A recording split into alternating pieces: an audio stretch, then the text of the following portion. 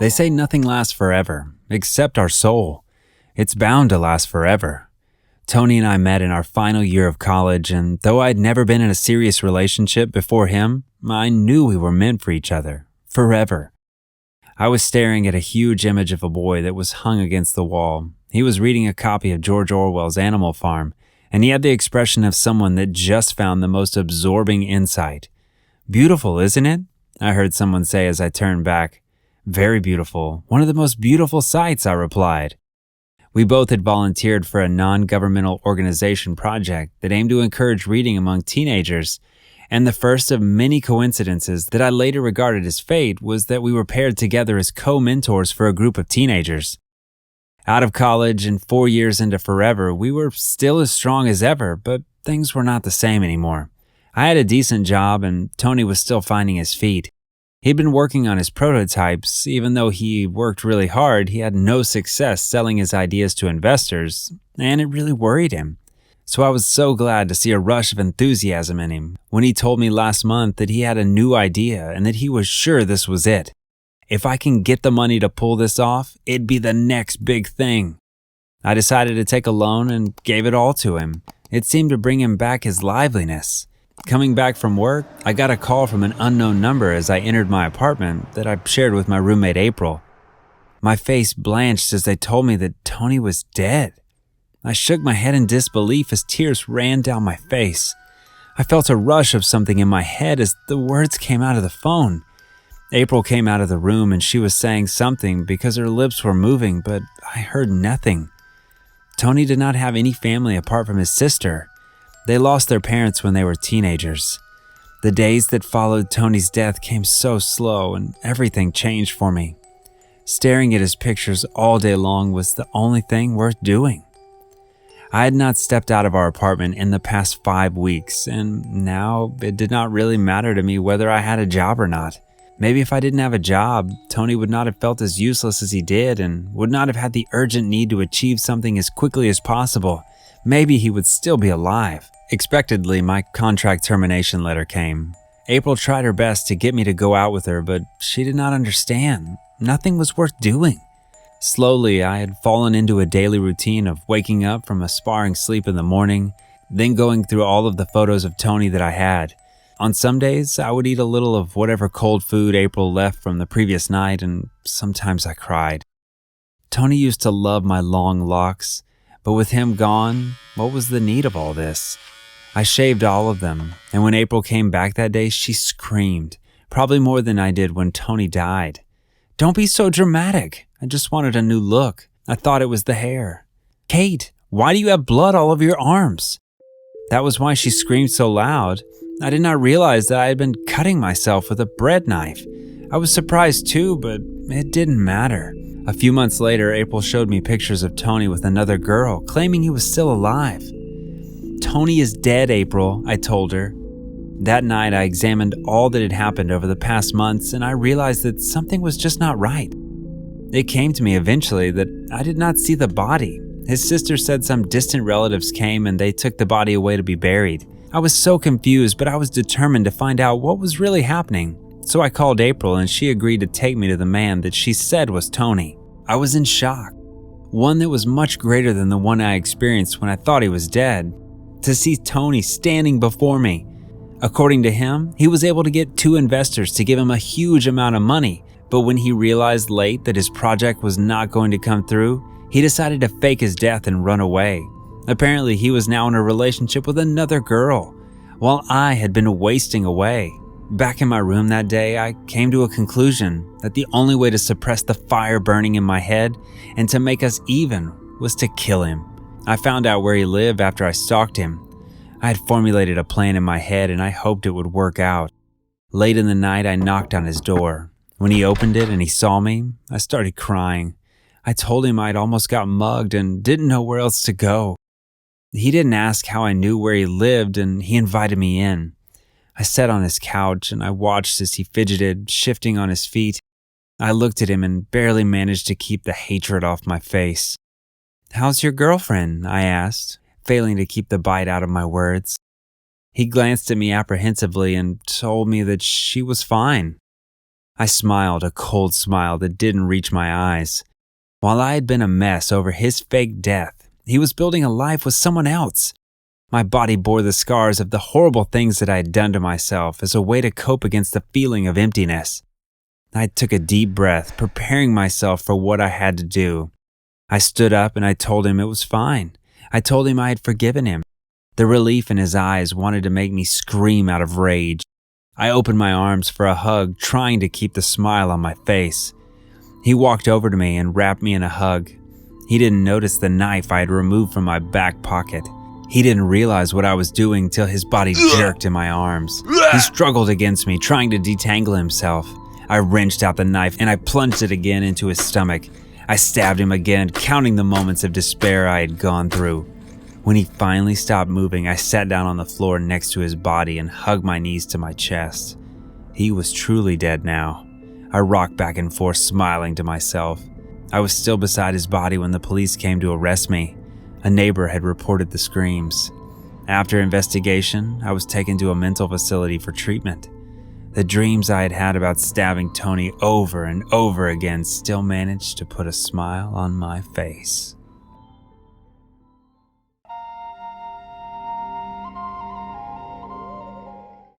Traveling all around Europe was so much fun for me.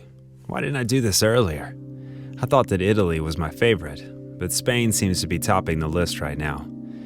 I brought out my phone to search for the nearest restaurant to my motel. The receptionist was kind enough to recommend me the best. I headed out to the restaurant that was 5 minutes away and had good Yelp reviews. Reaching the driveway, I stared in awe at the amazing architecture of the restaurant. The beautiful structures are one of my favorite things in Spain. I noticed that the security personnel was holding the door open for me, and I briskly walked in, apologizing for keeping him waiting. He smiled and said it was fine. I walked in, went to sit at the most secluded empty booth, and looked at the menu, trying to decide what to eat. As I signaled the waitress, 2 bubbly girls walked in laughing. The waitress walked up to my booth and took my order. As I looked up from my menu, I saw those same girls in front of me taking a place at my booth. "You took our spot, but you look new here, so I'll let it slide," the blonde girl said with a smile. "Oh, I'm sorry. I didn't know that. I'll just leave." I started to pack. "No, you don't have to. We can share," the shy dark-haired girl said. "I'm Dora and she's Clara. Nice to meet you both. I'm Nate," I answered. "So what brings you to Spain?" Clara asked. I started to tell them about my decision to take a gap year from college after my junior year. It was spontaneous, and I just needed to take a break from everything, and winning a sponsorship lottery to take a trip around Europe was the perfect opportunity I couldn't let go of. I talked about how I started from Italy and ate the best pizza I ever tasted, then traveled to France and saw the Eiffel Tower. Telling them about my adventures in Amsterdam was the last straw that broke the camel's back. "Oh my goodness," Clara yelled. "You had so much fun. I'm jealous." "Me too," Dora sulked. "Let's not get sad, ladies. There's plenty of time," I laughed. "Speaking of time, we have to go now. Do you mind exchanging numbers?" Clara asked. "I don't mind," I said. I exchanged numbers with both girls and bid them goodbye. 3 days after I met the girls, I received a text from Clara saying, "Hey newbie, you want to hang out? Meet us at this location." And they tagged their location to the text. I replied saying I'd be right there. Jumping out of bed, I took a long shower that felt weirdly refreshing. After that, I took my blue vintage shirt and shorts and dressed up. "You're one fine son of a gun," I chuckled as I watched myself in the mirror combing my hair.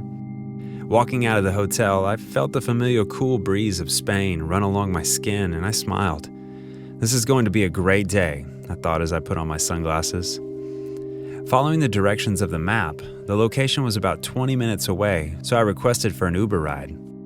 Waiting for my ride, I began to reminisce of all the past experience as a teenager and how much I've grown and become a better person as an adult. I've really done a lot of stuff I regret, and hopefully I'll find a way to fix it all. Most especially that of Gloria. I wonder where she was now.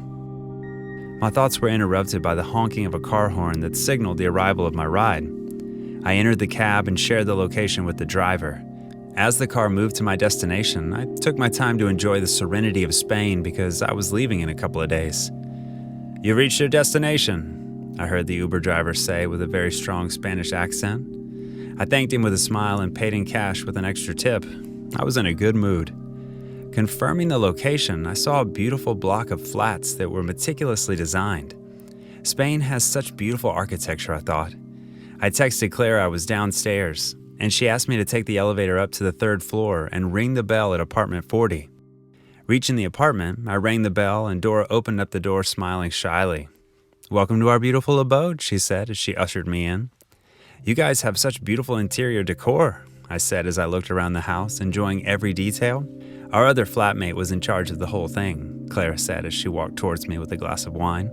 "Oh, you're 3? That's nice. Thank you," I said as I collected the wine and took a sip. Claire showed me where to sit as she pointed me to the love seat in the living room. I sat down as Dora walked in with cookies and brownies. "I see you have both planned the whole day out," I smiled. "Of course, you have to experience quality time in Spain courtesy of us," she said as she brought out pills that looked like Molly and handed me one. Smiling, I collected the pill, put it in my mouth, and pushed it down with the rest of the wine in the glass. Before the pills kicked in, I ate a couple of brownies and had a lot of tequila shots. During the shots, I noticed that Clara and Dora weren't as drunk or as high as I was, but I thought I was imagining it. Exhausted after all the shots and drugs kicked in, I fell asleep right on the couch for I don't know how long. I woke up to very bright lights and a terrible migraine. The hangover kicked in as soon as I opened my eyes. As I tried to stand up to get water, I realized that I was tied to a chair in what looked like a warehouse. I struggled to get free, wondering how I got there, and then I remembered the alcohol and drugs. Why would Clara and Dora do this? What do they want from me? I heard footsteps and looked up and was shocked to the bone marrow by who I saw. "Surprised to see me? You should be. I look better than you left me." Gloria chuckled as she walked towards me. "You must be wondering how you got here. You see, Clara and Dora are my roommates, and when they told me about this guy they met, the description fit you perfectly. So I told them about how you cheated on me with that bimbo, and then you dumped me. We worked out a plan, and here you are," she explained. "Boys," she called out. "Come on and put him in the box." 2 hefty men came outside with a big box that had fumes coming out. As they put it closer to me, I could feel that the box was a big ice box, and the fumes were the chilly ice air escaping from that very box. "You don't have to do this, Gloria. That was a small mistake. Please, don't do this," I pleaded. Despite my struggles, they put me in the box, and I heard a lock click. The final words I remember before I froze were that of Gloria saying, "See you in hell, loser." I could feel my body turn to ice, and I passed into oblivion. Suddenly, I woke up from a shock. It was as if my soul came back from the dead. I could hear some faint music and laughter. It seemed like the girls were partying. Thankfully, I still had my phone with me. With the last attempt at life, I mustered all the strength and heat left in me and sent a message with my location to the receptionist at the hotel I was staying at. The next thing I know, I was in a hospital bed. Apparently, the receptionist saw my message in time and informed the police. Sensing that I was a foreigner, Spanish police, the civil guard, they were quick to respond to my SOS. I strongly believe in karma and regretted so much about cheating on Gloria. But what she did to me was pure evil.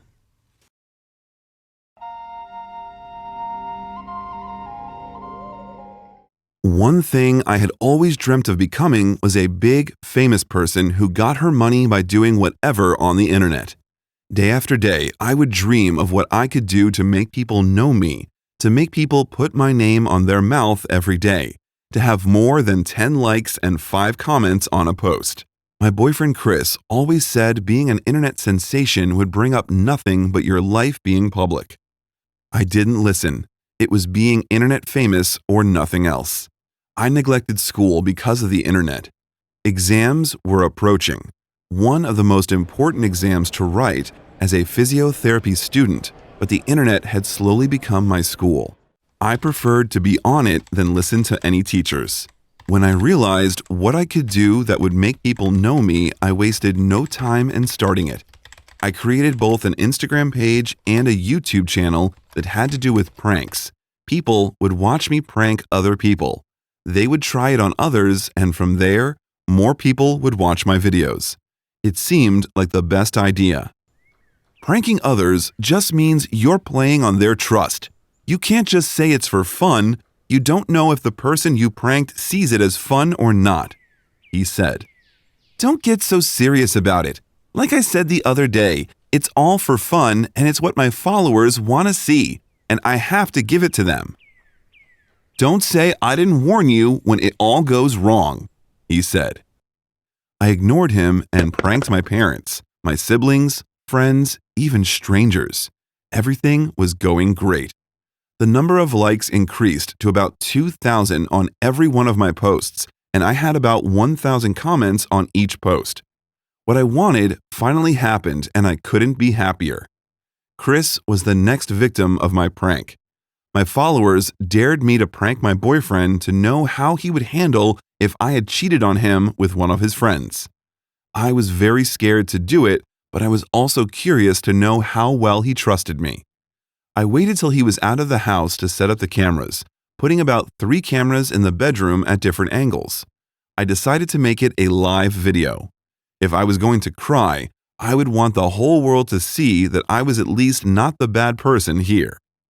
After about 30 minutes, Chris showed up. I sat down quietly on the bed, faking a sad and remorseful face and almost held tears in it. When he walked in, he noticed me seated quietly at the corner, holding the sheets to myself with my legs raised up and placed together. Rose? He called quietly, holding me closer to himself as he sat on the bed. I turned to look at him. He asked why I hadn't spoken to him since he got back and why I looked so sad. With a straight face, I told him I was sorry. I'm confused. Sorry about what? I know I shouldn't have done it, but I don't know. It just happened. He asked if I killed someone, and I shook my head in the negative. Did you hit any lecturer in the class? He asked, smiling. What kind of questions are these? I couldn't laugh out loud. Did he trust me that much not to cheat on him or hurt him? He had not even asked that. I hurt you, I said, hoping he would at least understand what I was driving at. Hurt me? How? He asked. I told him I cheated on him and immediately moved away from him as far as possible to be sure I was safe from whatever his reaction would be. He was quiet for a while, his head down and his eyes closed. Okay, was all he said. When I asked him what he meant, he just looked at me calmly. How was he still calm? I was going crazy in my head. I begged him to say something. There's no point in yelling and faking being hurt when I did the same thing. Since we are confessing today, you should know. I also cheated on you, he said, no emotions or anything. His face was blank and void of any expression. I stared at him in shock for a few seconds before I slapped him. How could you? I shouted. He then pushed me hard and I fell down on the bed. Don't try to play the victim card here. You know you too have been a horny, mean bitch. His eyes were cold and his words left me speechless. I ran to the door and blocked his way. You asshole! I never cheated on you. It was all a prank, I said. My eyes felt heavy from tears. He wanted to end our relationship? Chris slapped me across the face and I screamed. I opened my mouth to ask him why he hit me, and then he slapped me again. I was screaming for him to stop, but he didn't seem to hear me. Shut up! I can't even stand the sight of you! When I remembered that I was recording what was happening, my tears came harder. Everyone could see Chris beating me up. My body hurt in many places, and I started to feel lightheaded. Chris, I whispered. Shut up, he yelled, slamming my head on the floor. When I woke up, I was in the back of an ambulance van. The only thing I could think about was how I could never face anyone after what they just witnessed. They saw me being beat up. That was one of the worst disgraces that could happen to an internet icon. I later got to know that it was one of my followers that alerted the police, but by the time they got to my place, Chris was gone. My prank really went wrong, and I learnt my lesson the hard way.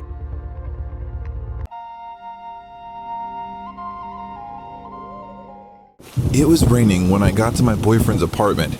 My boyfriend Fred hugged me and removed my jacket before leading me to the living room.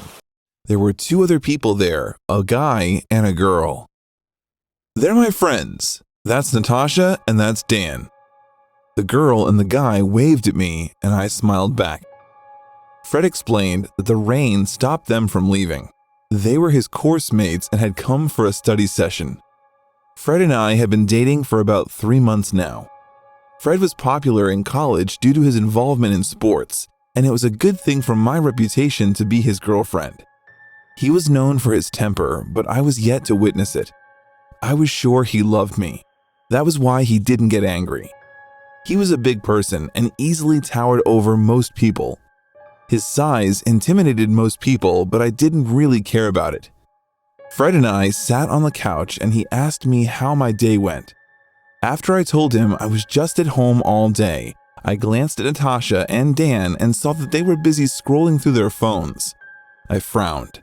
I didn't want to be the reason they stopped talking to Fred. I whispered to Fred that it was rude of us to exclude them from the discussion and we had to find a way to involve them.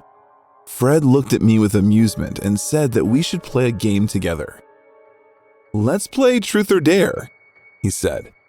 I rolled my eyes. It was such an immature game. I agreed, and it was obvious that Natasha and Dan were too bored to say no. "We should establish rules first," said Natasha. "Well, just the basic ones. There must be no lying whatsoever of any kind. If you're unable to do the dare or answer the question, then you take a shot." Fred looked at the rest of us and asked if we were in. We gave him nods of affirmation. I eyed the alcohol and shook my head. I had no intention of getting drunk, so it meant I had to do all my dares and answer every question honestly. We sat in a circle and decided to take turns. Fred went first, and he dared Natasha to drink water upside down. It was funny because she choked on the water, spewing it everywhere. Dan dared Fred to prance around in his underwear, and Fred wasted no time in downing a shot of vodka, muttering that there was no way he would destroy his image. After a few rounds where I kept choosing truth and Fred kept declining his dares, meaning he was already drunk, I decided to choose dare. "Truth or dare, Ashley?" Natasha asked me. I chose dare and braced myself. Natasha dared me to kiss Dan. I stilled and glanced at Fred. His eyes gave nothing away, and I walked over to Dan and kissed him. I went back to sit down and felt proud of myself. I hadn't even balked. "What did you just do?" Fred asked. I laughed, asking if he was jealous. I was teasing him and the others laughed too. Fred scowled and turned to me. He slapped me across the face. The laughter died. He dragged me by my hair and I got terrified. I kept screaming at him that it was just a dare and that it meant nothing, but he was too far gone to hear me. Dan approached him and told him to let go and that it meant nothing, but Fred didn't listen. Dan and Natasha were staring at me with wide eyes as Fred started to drag me to his bedroom. I struggled against his hold, but my efforts were futile. Dan came to us and laid a hand on Fred's shoulder. Fred punched him square in the mouth. Natasha screamed as Dan cursed loudly. Fred dropped my legs and moved to Dan. I scrambled to my feet as I watched Fred punch Dan again. Natasha brought out her phone and it got knocked from her hands. Fred had smacked her hands. Natasha cried out in pain and glared at Fred. That glare earned her a slap. "Fred, stop!" I said, tears in my eyes. He was shaking with anger now, and he just stared at me for a while before marching to the kitchen. Natasha knelt down beside Dan and asked him if he was fine. Dan spat out blood and struggled to his feet.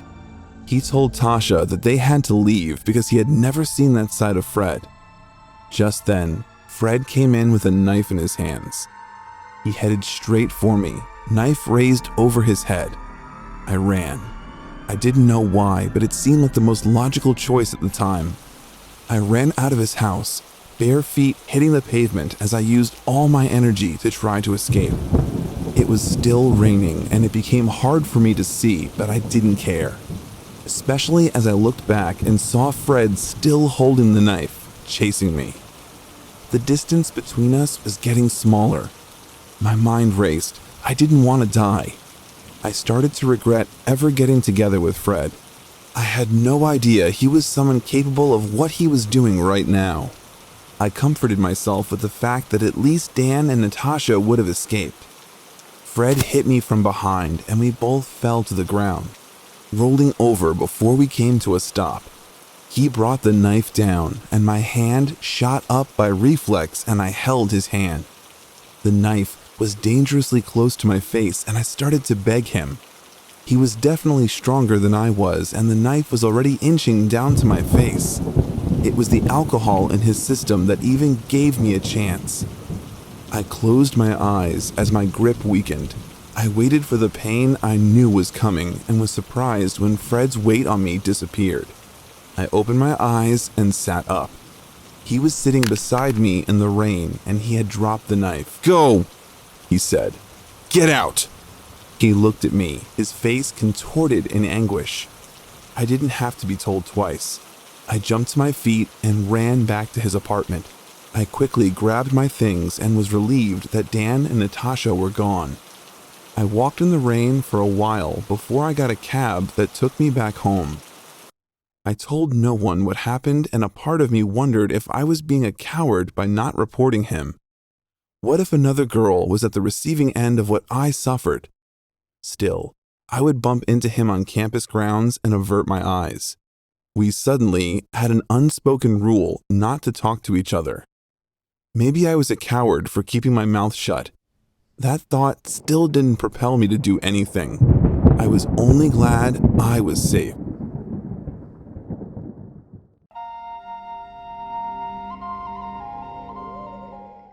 I have an experience that made me reconsider the entire dating scene and stay single for quite a while. And no, this isn't another dating story in which one of the people involved is a little weird and maybe eats a steak with only their hands. Or maybe they're self-absorbed and only talk about themselves without having the slightest interest in the person in front of them. Oh no, this story is just one of a kind. I'm just glad I got out of it safe and sound so I can share it with the world. I was young and I thought the world was mine. Being in my 20s, I liked to flirt and talk to a multitude of girls. I liked to go on dates, and after the dinner and a movie, it was time for dessert, if you know what I mean. I lived in Chicago at the time, a fresh college graduate having my first job and actually killing it at the office. My confidence skyrocketed and my life was actually going better than it's ever been. I was on cloud 9. One day, after work, I went to a quite popular coffee shop just around the corner. As I was waiting in line, I saw someone drop her phone. I tried to help the person, but when she looked into my eyes, I almost fell on the floor. She had the most piercing blue eyes I have ever seen in my life. "Hi," I said, while I had her phone in my hand. "Hello, can I have that?" she replied. "Oh, your phone? I'm sorry, I continued. "I'm Natasha. Thank you for picking up my phone," she told me before she gave me a smile. I was stunned. This girl was different, but I couldn't help but notice something. It looked like she had been crying a lot. Her eyes were watery and she had some dark circles under her eyes. "Are you okay?" I asked her while I handed the lady her phone. "Oh, yes, thank you. I'm quite fine now," she replied, throwing that amazing smile my way yet again. Can I get your number? I know it's a long shot, you being so beautiful, but I must see you again." I told her nervously while my voice trembled. But the unexpected happened. She got out a piece of paper and wrote something on it. "I have to go," she told me, and as fast as everything happened, she was gone. I was afraid to look at that piece of paper. I didn't know what she wrote on it. I was already seeing the word creep in all caps. As soon as I unfolded it, the biggest smile appeared on my face. It was her number and a little heart next to it. I couldn't believe it. The most beautiful girl I've ever seen wanted to go out with me.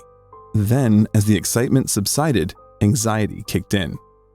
Maybe something's wrong with her, I thought to myself. But boy, I didn't know what I was getting myself into. Later that evening, I gave her a call. "Hello, we met at the..." I tried to explain, but she cut me off. "Finally, I've been waiting for your call all day," she told me. I thought it was weird, but I decided just to go with the flow. After some small chit-chat about the weather and puppies, the usual, we decided on a date the very next day. We were supposed to go to dinner at a restaurant I later found out we both loved. It all went amazing. We connected on so many levels. She was also funny, besides being simply gorgeous. After that amazing first date, 2 others followed. Everything went well, but there was something about her. I mentioned earlier that she was different, but I couldn't quite put my finger on it. "Hey, you want to get out of here?" she told me in the sexiest voice I've ever heard while looking into my eyes and touching my hand with her fingers. "Come on," I told her and got up from the table before paying the check in a hurry and leaving the restaurant. We grabbed a cab and in no time we were at her place. The apartment looked good and it also smelled amazing. "What's that smell?" I asked her. She laughed as she lit a candle. "It's lavender," she told me. From all the gestures she made and all the signals I received, it was clear to me that she wanted what I wanted. But she was being more straightforward than other girls. It was like we've known each other for years and been together for some time. "Are you ready?" she asked, and, well, I'll skip this part of the story. All I can tell you is that we had an amazing night. After we had our fun, we fell asleep. At least that's what I thought, that we both did. At around 12 a.m., I was woken up by the sound of crying. I turn around and see her on her side of the bed with a box of tissues in front of her, tears falling all over the covers. "What's wrong?" I asked, immediately getting up. "Are you okay? What happened?" I asked her again.